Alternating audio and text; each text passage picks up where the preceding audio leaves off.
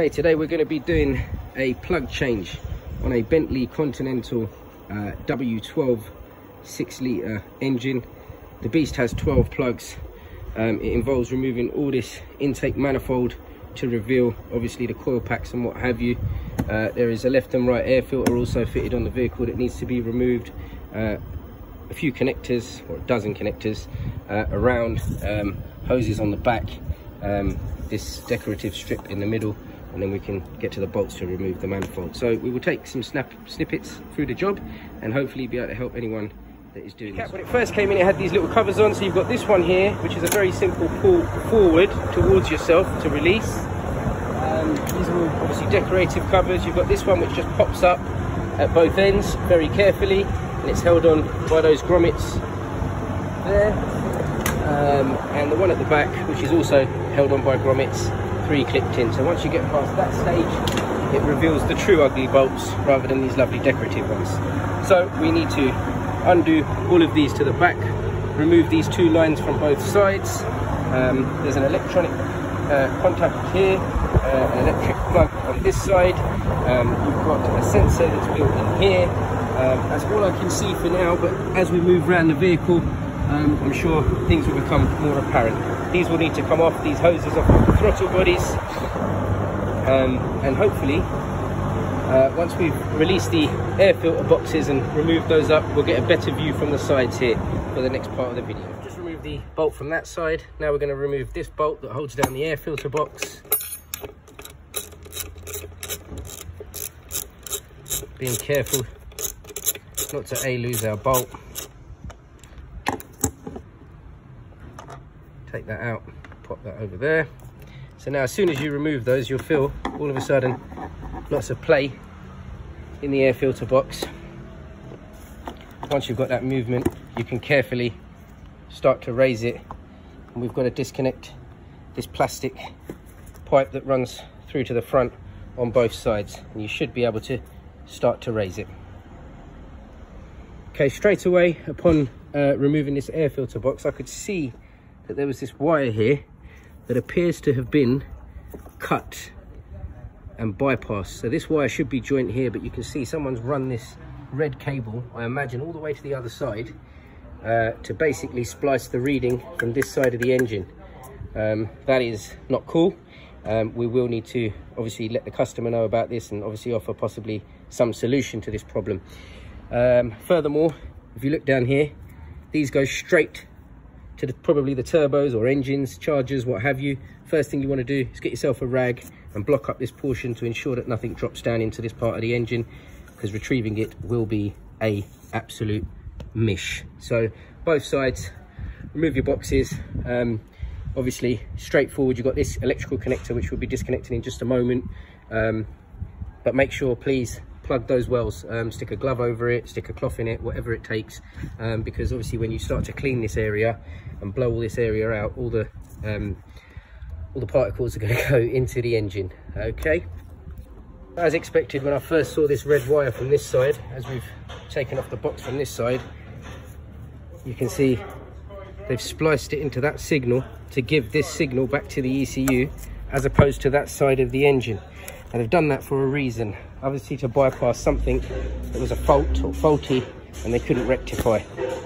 So remembering on this side as well, this pipe goes down to the turbos, or at least to the engine and turbos. We want to block that off, because obviously when we clean everything up, we don't want any of the debris to fall into this area. So now we can already see 1, 2, 3, 4, and 2 more, 5, and I believe at the other side will be 6 of the coils. Equally on this side, we will have, on the other side we'll have the same ones at view. And we can also see now some of the things attached to the manifold that we'll need to remove in order to get the manifold off, including these, which often on vehicles are very brittle, but that one's come off nicely. We can pop that just out of the way here. So we're going to be removing this one here. Going to have a look if this is connected at the back. I imagine there'll be the same thing on the other side. Yep, 2 of them there, and that will help take some load off of our manifold. Also, don't forget, throttle body plugs will need to be removed, as with this sensor here, probably manifold pressure sensor. and I believe we've got one on that side, and also the throttle body connection on this side. So we're getting there, we're getting closer. Here, oil traces found on the what we believe to be the manifold absolute pressure sensor harness. Obviously from the breather system going into both sides, which comes from this hose here. So we're going to be just removing them. Now I'm not keen on using tools to remove these. I find if you just push up on the sensor, then press the tab,